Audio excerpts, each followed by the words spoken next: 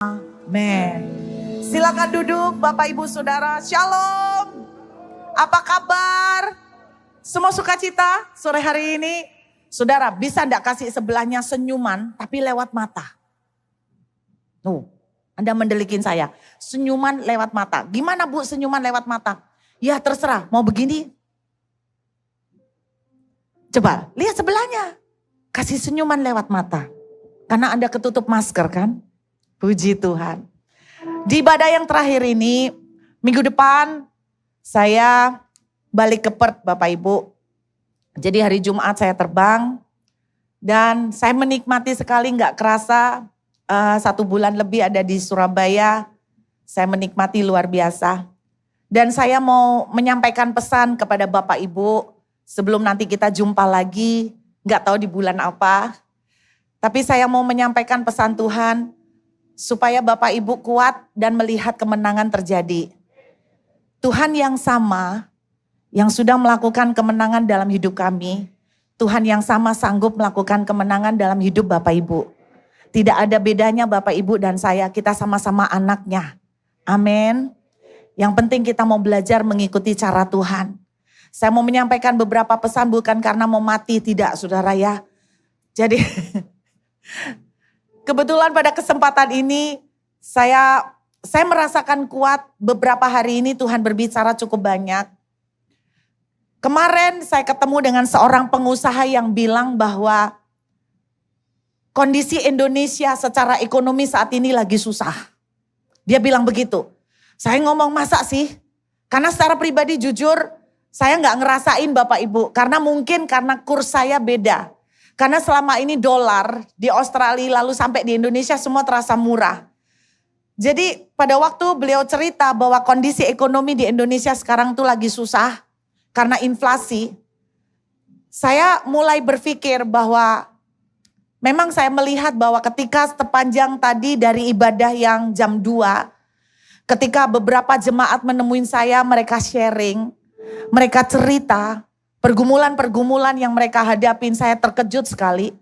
Saya sampai ngomong sama Bu Ira yang tadi bawa orang-orang masuk ke ruangan saya. Kemudian saya ngomong sama dia, saya enggak nyangka begitu banyaknya orang lagi susah sekarang secara ekonomi. Dan ketika satu demi satu mereka masuk, mereka cerita kesusahan dan struggle yang mereka alami di bidang pekerjaan mereka masing-masing. Ada yang ngalamin kerja apa aja nggak jadi. Padahal sementara saat ini sangat membutuhkan. Ada yang betul-betul saudara, hancur, habis. Dan sekarang hanya mengandalkan uang sisa dari tabungan. Dan dia tidak tahu sampai kapan bisa bertahan. Ada juga yang bercerita bagaimana dia harus mendobel beberapa pekerjaan sekaligus. Karena tidak nututi dengan banyak tanggungan dan tagihan yang dia alamin. Saya ngomong sama Ira, kok banyak banget orang susah ya Ir. Saya merasakan bahwa keluar dari ruangan itu saya ikut stres Bapak Ibu. Jadi karena dengar orang-orang sumpek cerita, akhirnya di sini berat sekali. Jadi saudara ketiban rezeki session yang terakhir saudara ya. Karena saya sudah mendapatkan banyak masukan-masukan yang menstreskan. Dan pengusaha ini bilang bahwa tahun ini sekarang ini sedang inflasi dan lagi banyak orang susah. Dan ini dia bilang begini, yang saya khawatirkan Bu Ruth, puncaknya akan terjadi bulan Desember. Yang saya khawatirkan keadaan akan semakin buruk pada akhir tahun. Saya cuma berharap bahwa Anda semua sudah bertahan melewati COVID, bahkan dari Delta yang terburuk sekalipun Anda survive dan menang. Dan saya berdoa bahkan inflasi pun Anda akan survive dan menjadi lebih daripada pemenang. Amin. Saya mendengar begitu banyak cerita-cerita seputar dunia kerja. Nah, izinkan saya membagikan apa yang selama ini menjadi kunci yang saya dan keluarga alamin. Selama 2,5 tahun bagaimana kami survive. Bukan hanya kami survive, tapi saudara bisa menyaksikan bahwa saya sekarang menjadi tambah segar. Betul? Maksudnya tambah gemuk. Jangan keras-keras Pak. Puhois. Saudara, saya ingat sebuah cerita lama sekali. Saya dulu tinggal di daerah Dapuan. Ada yang tahu Dapuan? Orang Surabaya enggak tahu Dapuan. Kali Sosok tahu? Udah tahu loh. Jembatan Merah. Deket situlah. Ada satu daerah perkampungan, itu namanya Dapuan, saudara. Ada Dapuan Baru, ada Dapuan Kidul, macam-macam Dapuan, saya sampai lupa banyak Dapuan. Masa kecil saya di situ Bapak Ibu, dan kami menempati sebuah rumah kecil. Kami ingat sekali di rumah kami itu pada waktu saya masih kecil itu ada satu sumur, saudara. Ada satu sumur dan ternyata saya tidak menemukan sumur-sumur yang lain di rumah-rumah yang lain. Jadi ada beberapa rumah yang kebetulan pas Hogi punya sumur. Kenapa saya bilang Hogi Bapak Ibu? Karena pada zaman-zaman itu cukup sering terjadi yang namanya kami kekurangan air bersih. Nah dengan adanya sumur ini sangat menjadi penolong. Ketika hujan turun maka sumur ini menampung air. Dan ketika terjadi mulai masuk musim panas, kemudian rupanya di daerah Dapuan itu entah kenapa pada zaman itu, pada waktu saya masih kecil itu, entah kenapa itu orang tuh sampai kekurangan air. Saya masih ingat melihat bagaimana orang-orang itu jalan bawa gerobak isinya kotak-kotak isinya air, saudara. Mereka beli air per kaleng gitu. Nah keuntungan yang kami miliki gara-gara kami mempunyai sumur adalah bahwa ketika musim hujan itu berhenti, ketika musim panas mulai terjadi dan orang-orang mulai beli air, kami tidak pernah beli air. Anda tahu kenapa? Karena kami punya sumur. Nah dengarkan baik-baik, kita perlu punya sumur. Saat kondisi inflasi sekalipun, hujan tidak ada, kita tidak akan khawatir. Karena kita punya persediaan air di sumur kita. Bisa menangkap saudara? Saya ingat juga pada waktu saya kerja di childcare di Australia, saya sempat kerja sebagai orang bilang educator. Saya kerja di childcare, tapi sebetulnya lebih daripada educator karena satu guru bisa menangani 5 anak. Jadi itu semi-semi kayak neni tapi 5. Saya umur segini masih megang 5 anak. Lari sana, lari sini, naik sana, panjat sini. Wah, mereka karunianya luar biasa. Dan di childcare itu saya melihat mereka membuat satu project untuk tandon.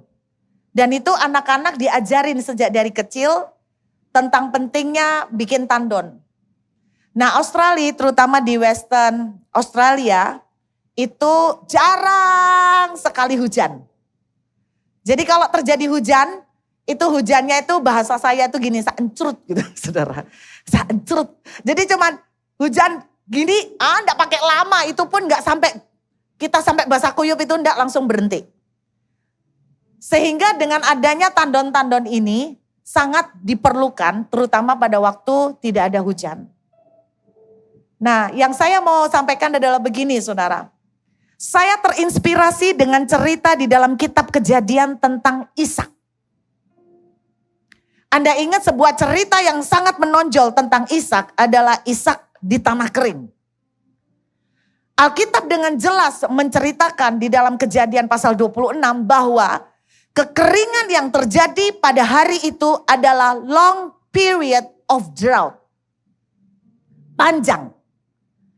Kalau di Israel, di Timur Tengah, kekeringan panjang itu bukan 1-2 bulan. Tapi bisa sampai 3 tahun. Anda ingat kisah Elia di tepi sungai Kerit? Itu total kekeringan yang terjadi sekitar 3 tahun lebih. Dan apa yang terjadi pada Ishak? Ketika mengalami long period of drought, masa kekeringan yang sangat panjang, mereka sangat kehausan membutuhkan air. Kenapa banyak terjadi kelaparan di Israel, di Timur Tengah pada masa-masa kekeringan karena tidak ada air. Alkitab sering menceritakan Abraham pindah ke Mesir ketika terjadi kekeringan. Naomi pindah keluar dari Bethlehem ketika terjadi kekeringan. Ishak keluar dari negerinya ketika terjadi kekeringan. Karena memang sangat bahaya. Sampai terjadi kelaparan. Pernah satu kali di Alkitab menceritakan ketika terjadi kekeringan. Sampai orang makan orang, saudara. Sampai Alkitab menuliskan tahi ayam itu dihargai mahal. Tahi merpati. Sampai sebegitu parahnya kalau kekeringan terjadi dan kelaparan. Tetapi yang luar biasa dari peristiwa Ishak, tanah jelas-jelas kering. Tanah di Timur Tengah kalau kering, itu jauh lebih kering daripada tanah di Surabaya. Keringnya itu sampai membatu dan mengeras dan retak-retak. Sehingga secara pribadi, secara agriculture pun sudah mustahil untuk ditanami. Tanah tidak mendukung untuk pertanian. Hujan tidak mendukung untuk tumbuhnya panenan. Tapi Alkitab menceritakan bahwa Ishak mengalami panen 100 kali lipat pada saat tanah retak kering, hujan tidak ada. Ini yang saya katakan, Ishak mempunyai sebuah sumber yang tidak kelihatan, yang walaupun tanahnya kering, gak bisa ditanami, walaupun hujan tidak turun, Ishak dan seluruh keluarganya tidak pernah kelaparan. Tidak pernah meminta-minta. Tidak pernah sampai kesusahan. Kenapa? Ada sumber yang invisible, yang tidak terlihat. Walaupun tanah tidak mendukung, hujan tidak bekerja sama, tapi Ishak tetap makan. Ishak tetap mengalami pemeliharaan yang luar biasa dari Tuhan. Berapa banyak orang yang tadi masuk ke ruangan saya, kalau dihitung banyak banget Bapak Ibu. Dan kebanyakan dari mereka cerita, mereka habis. Beberapa cerita, mereka ngerjain ini tidak jalan. Mereka ngerjain ini tidak jalan. Percayakah Bapak Ibu, pengalaman 2,5 tahun selama COVID telah mengajarkan kita bahwa kita nggak bisa mengharapkan tanah yang kita kerjakan. Setuju enggak? Orang dulu awal-awal sebelum COVID, orang rame bikin hotel budget. Karena orang suka traveling. Ketika COVID meledak, kita melihat bagaimana usaha-usaha yang bergerak di traveling mengalami masa cobaan yang sangat sulit, betul enggak? Saya juga mendengar ada orang-orang yang mempunyai usaha, aduh Bapak Ibu saya masih ingat saya waktu datang ke perusahaan mereka, perusahaan yang gede. Tadi beliau datang ke ruangan saya. Dan saya sampai nangis Bapak Ibu, kenapa? Dia cerita. Saya tanya, sekarang Bapak ngerjakan apa? Enggak ada. Enggak ada. Hancur semuanya. Pada satu titik, sewaktu-waktu, tanah dan hujan yang saudara harapkan tidak bisa menolong. Betul? Anda tanya, ada yang tanya sama saya, kerjaan apa yang paling enak sekarang? Percayalah, kalau saya tahu, saya pasti kerjain sendiri. Loh ya iyalah Pak. Kalau ada kerjaan enak ya saya kerjain dong. Gitu toh. Nanti setelah saya berhasil baru Anda tak kasih tahu kan gitu dulu. Kalau tak kasih tahu rame-rame saingannya banyak. Banyak yang tanya kerjaan apa yang enak sekarang Bu Ruth. Banyak tadi yang tanya, aduh Bapak Ibu dari jam 2 saya di sana didatengin orang melulu. Pertanyaannya sama, kerjaan apa Bu yang enak? Sekarang saya enggak nututin, bayar cicilan bank, bayar bunga, bayar tagihan enggak nututin Bu. Saya sudah ngerjain 2. Ibu bisa kasih saran saya enggak pekerjaan ketiga?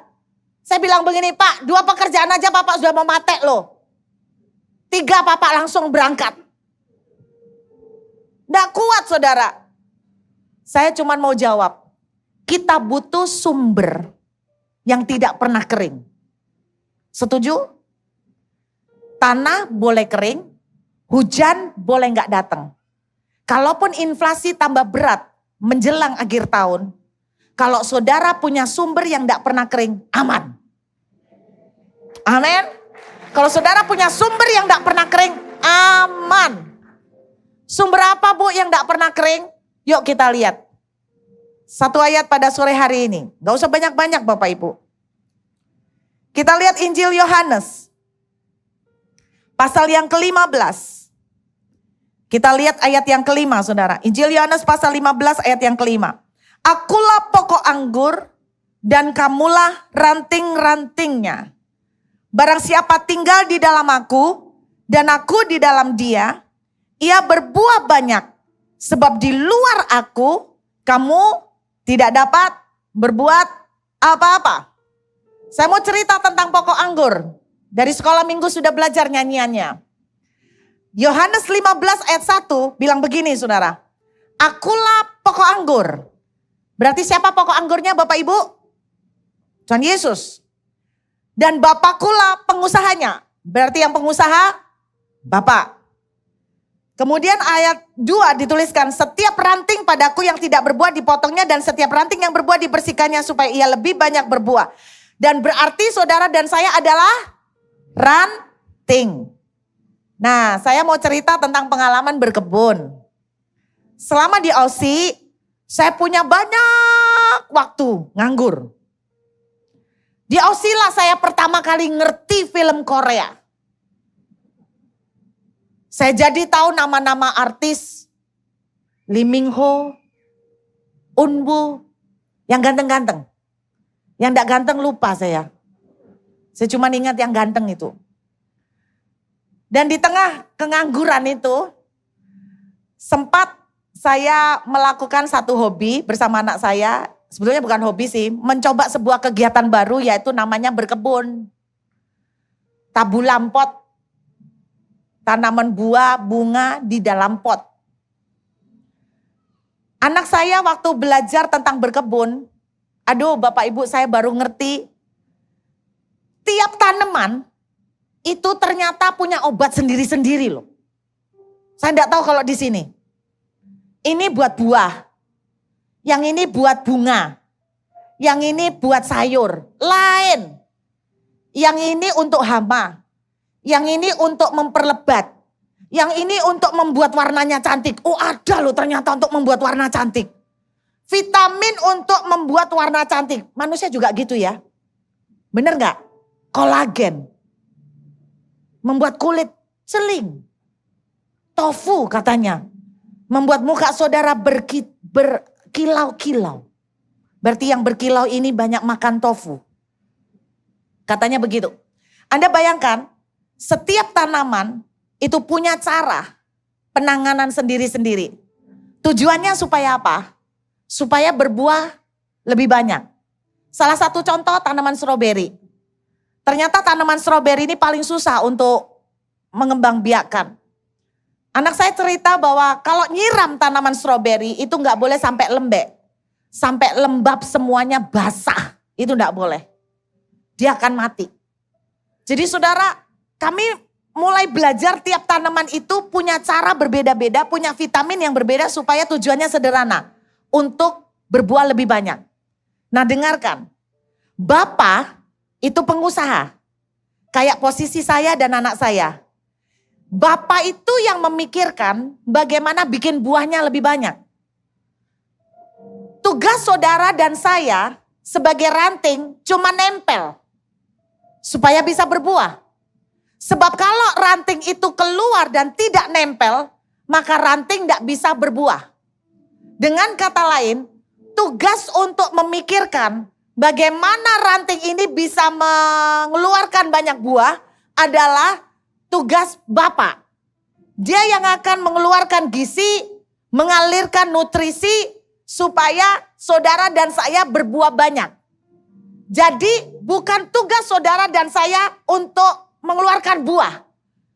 Pernahkah Anda membayangkan kalau ranting itu ngeden untuk berbuah? Enggak kan? Ranting itu enggak mungkin disuruh ayo ngeden berbuah. Plung. Berbuah. Enggak bisa saudara. Tugas ranting supaya berbuah cuma satu. Nempel dengan pokok anggur. Alkitab bilang kalau kamu nempel tinggal dengan pokok anggur, kamu akan berbuah banyak. Saudara mau tahu sumber air yang tidak akan pernah kering? Yesus berkata, akulah air hidup. Barang siapa minum air daripadaku tidak akan haus.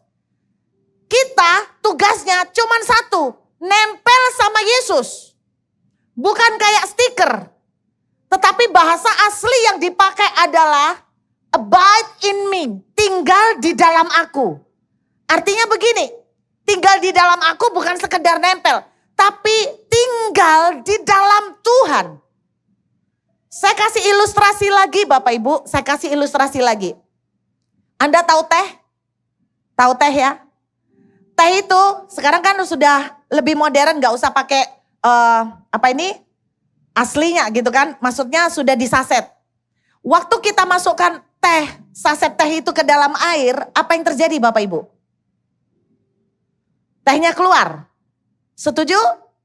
Kalau Anda merendam saset itu kelamaan, apa yang terjadi?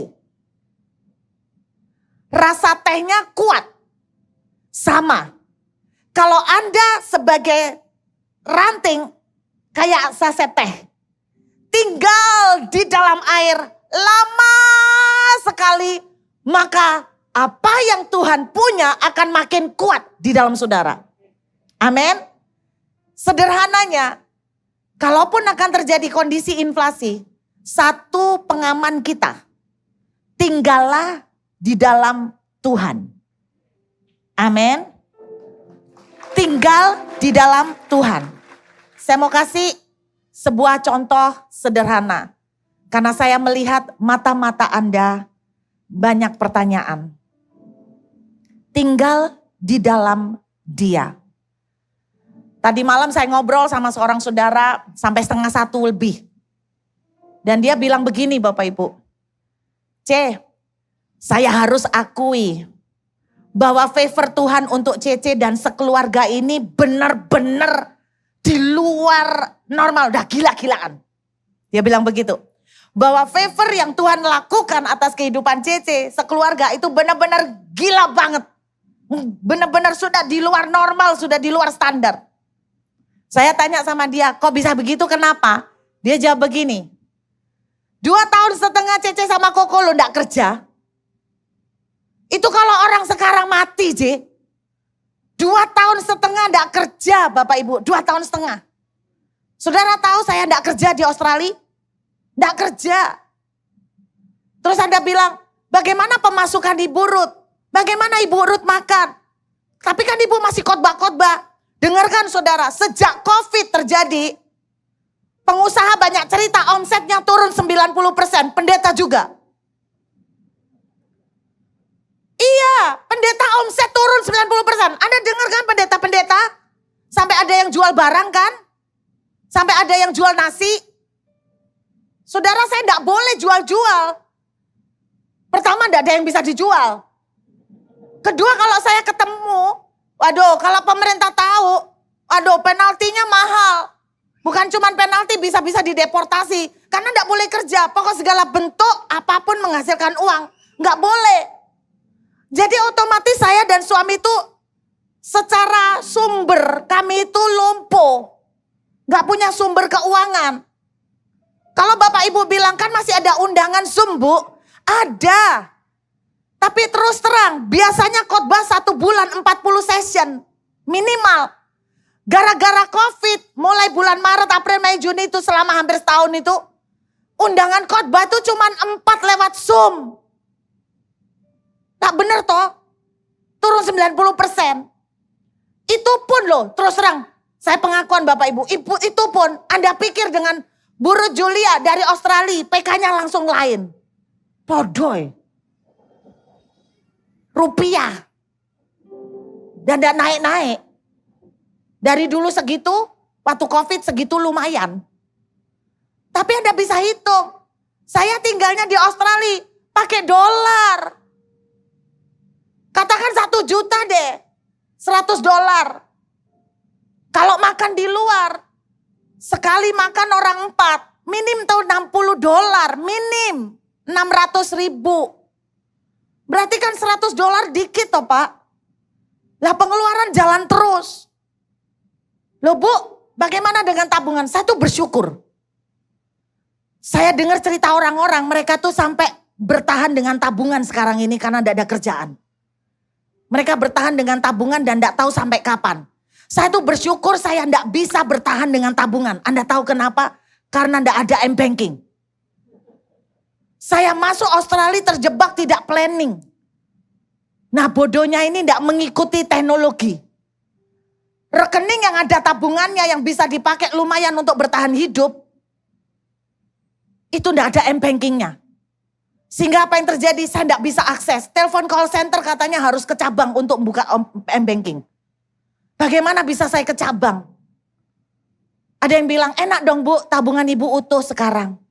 Ya, utuh. Karena tidak pernah diakses. Sejak awal COVID, sumber ketutup. Sumber duit tutup. Tabungan ketutup. Income pekerjaan tidak ada. Logika, ya apa caranya membuat asap dapur tetap mengepul? Tidak masuk akal. Anda tahu yang saya lakukan? Saya tadi jam 2 cerita tentang Kisah Rasul 16. Tentang Paulus dan Silas di penjara. Terbelenggu. Tidak bisa bikin apa-apa. Cuman satu tok.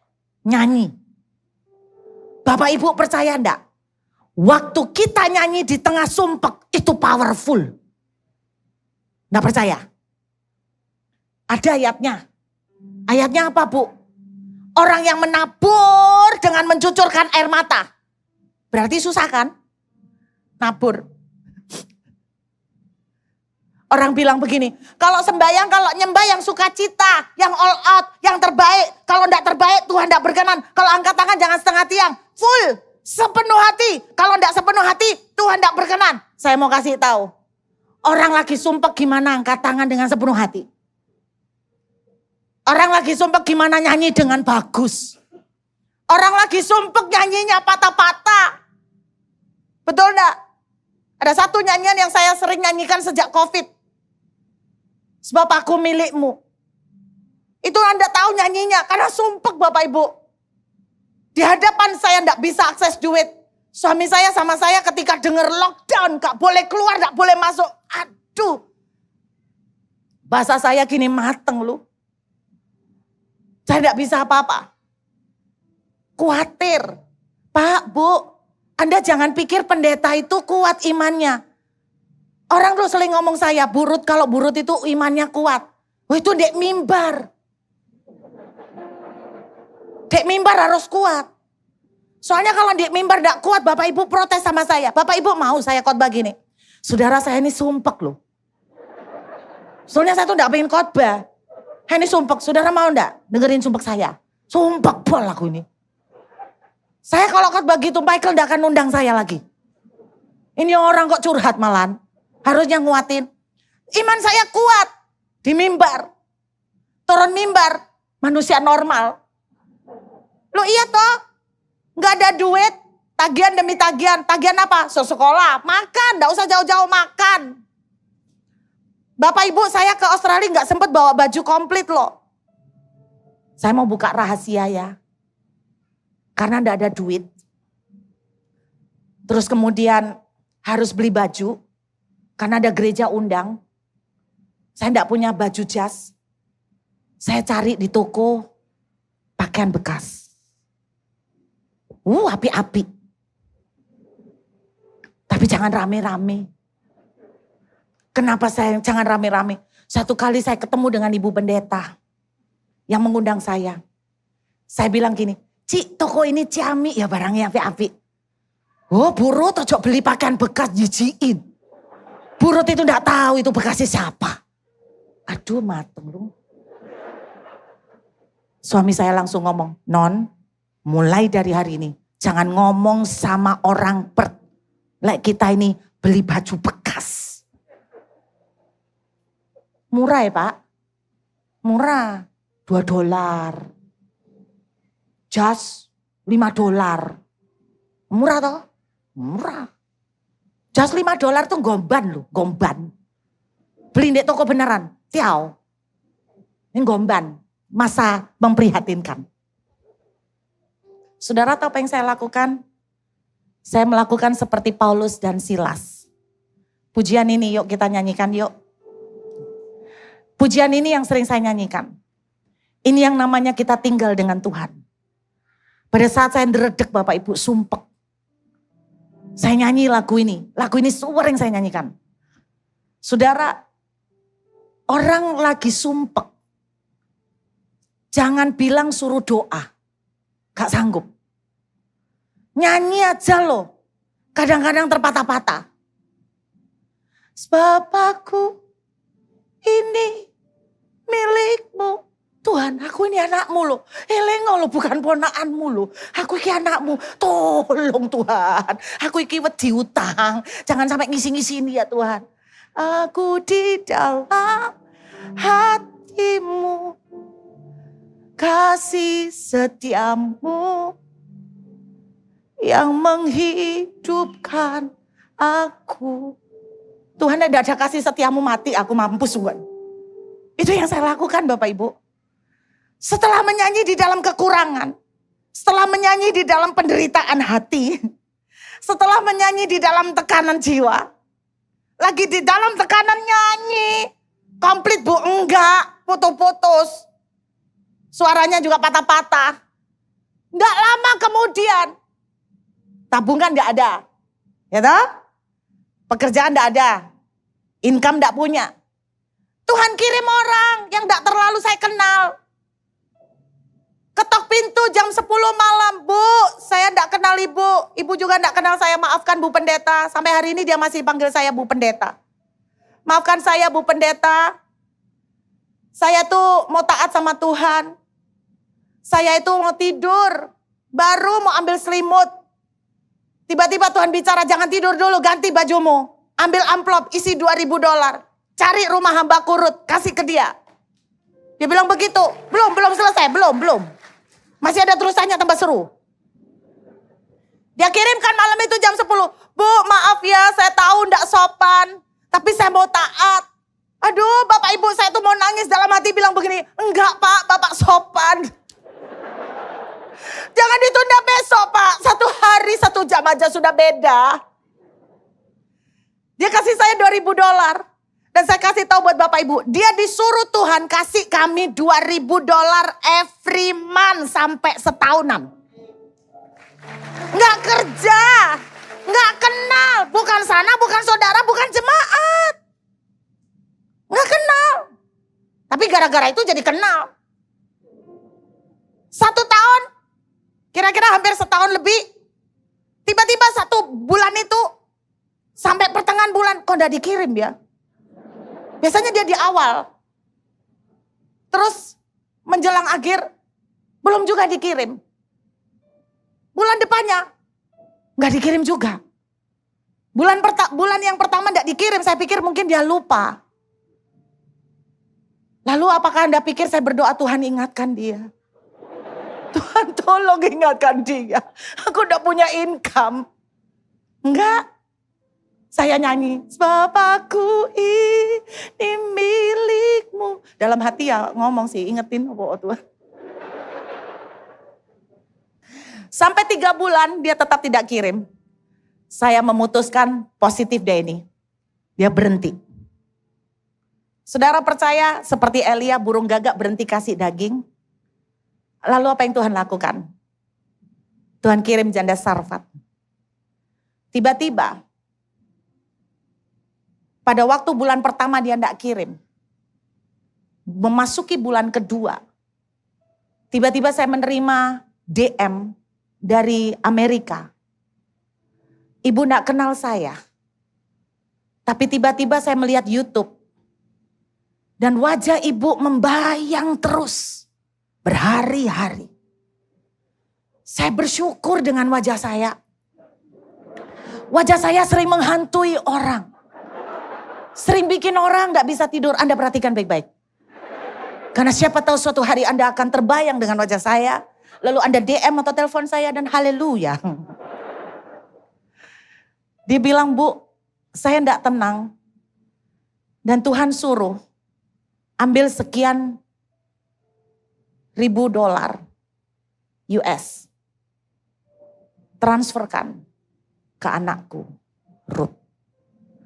Apa yang dia transferkan ke saya, mengcover berbulan-bulan dari yang 2.000 tiap bulan. Tuhan jaga. Lewat janda Sarfat. Pengangguran Pak. Pendeta-pendeta di Australia bingung. Buru tiki kerja apa yo? Kok rasanya enak terus? Itu yang kami alamin. Tugas saya cuman tinggal dalam Tuhan. Saya memang banyak nyembah Bapak Ibu. Menabur dengan cucuran air mata. Pasti pulang dengan sorak-sorai sambil membawa berkas-berkasnya. Yuk kita hampiri Tuhan. Biar pujian ini akan menjadi kekuatan buat kita semua. Inflasi apapun, separah apapun yang akan terjadi di depan, dengarkan baik-baik Bapak Ibu. Kalau saudara punya sumber yang tidak pernah berhenti, saudara aman. Tanah yang kita kerjakan bisa kering. Hujan bisa berhenti. Customer bisa menjadi sepi. Tapi kalau saudara punya sumber yang tidak pernah berhenti, walaupun tanah kering dan tidak ada hujan seperti Ishak, kita akan melihat kemuliaan Tuhan terjadi. Amin.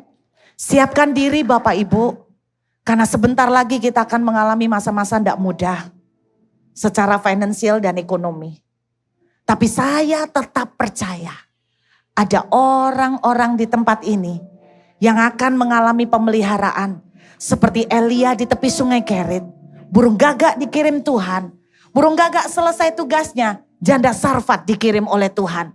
Tuhan tidak pernah habis sumbernya untuk menolong dan memberkati anak-anaknya. Justru saya percaya di saat hari ini Anda tidak mampu, tinggallah terus di dalam Tuhan. Bagaimana Bu cara tinggal di dalam Tuhan? Cara sederhana, banyaklah nyembah. Penyembahan yang sangat powerful adalah penyembahan yang lahir dalam tangisan. Penyembahan yang lahir dalam sakit. Penyembahan yang lahir di tengah tekanan. Amin saudara. Pasti pulang dengan sorak-sorai sambil membawa berkas-berkasnya. Yuk kita menghampiri Tuhan beberapa saat ini. Tinggal di dalam Dia saudara. Maka mujizat dengan sendirinya akan keluar. Bukan tugas saudara untuk ngeden menghasilkan mujizat.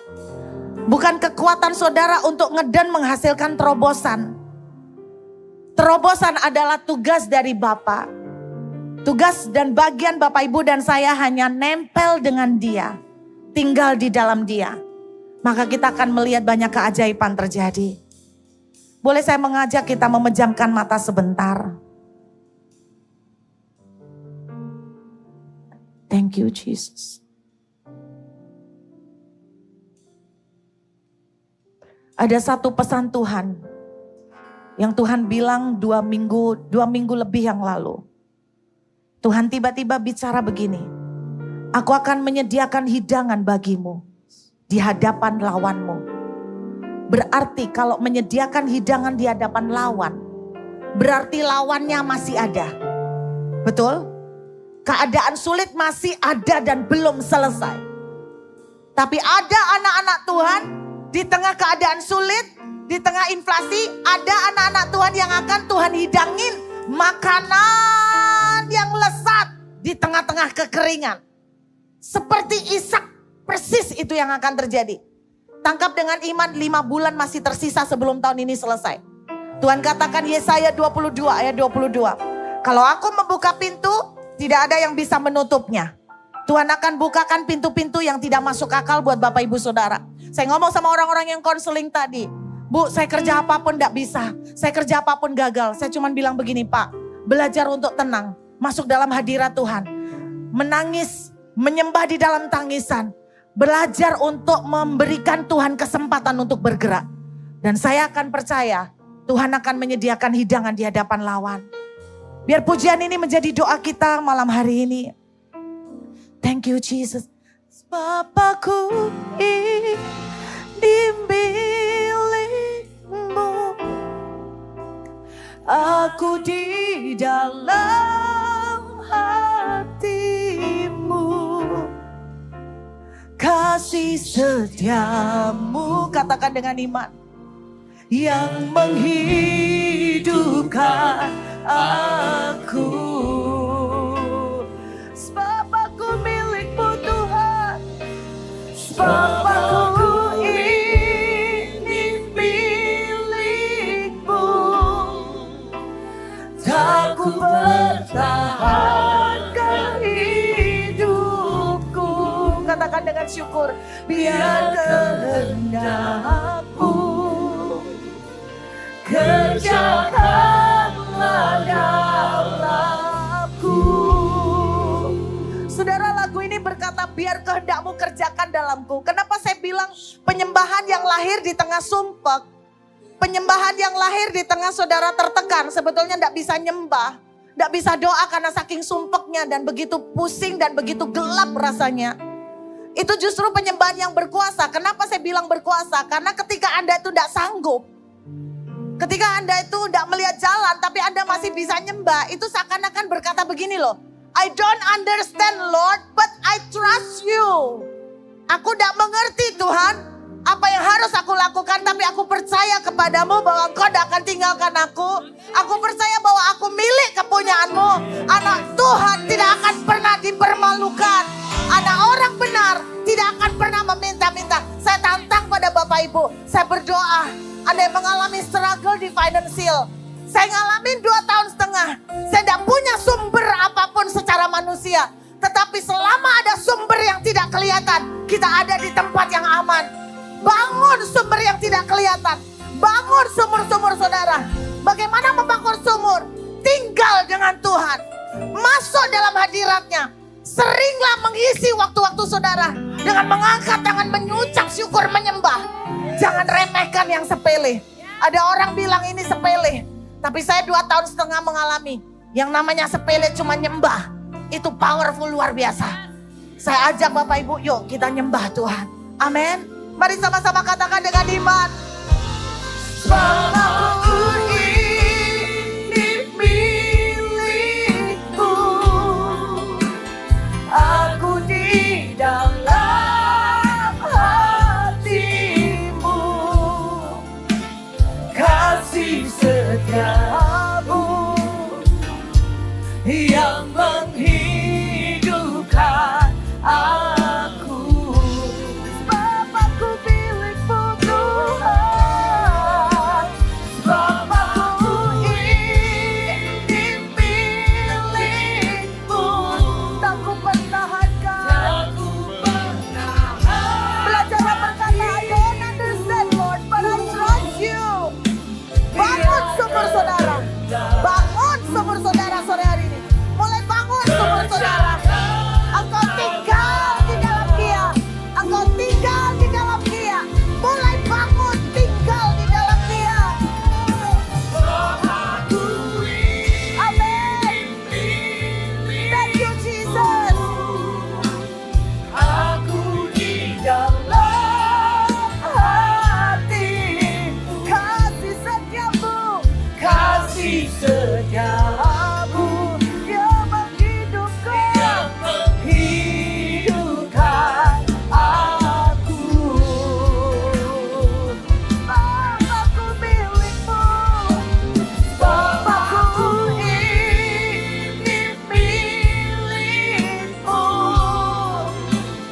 tak ku pertahankan hidupku, biar kehendakmu, biar kehendakmu kerjakanlah dalamku.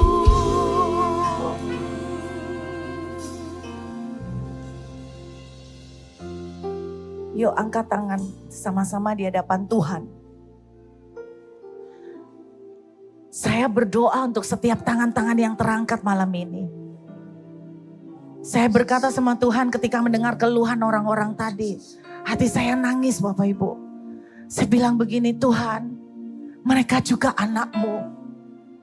Mereka juga biji matamu. Kalau selama 2 tahun setengah, hamba tidak punya sumber apapun, tapi Engkau menjadi sumber yang hidup. Aku berdoa Tuhan, berikan belas kasih-Mu bahwa mereka juga akan menikmati sumber yang hidup itu. 5 bulan ini Tuhan, biar mereka menikmati sumber air yang hidup, yang tidak akan pernah berhenti. Tanah mulai kering, hujan tidak datang, Tapi mereka tidak akan meminta-minta. Sebab Tuhan memelihara mereka dengan luar biasa. Aku memberkati mereka Tuhan, setiap tangan-tangan yang diangkat. Bless them Lord.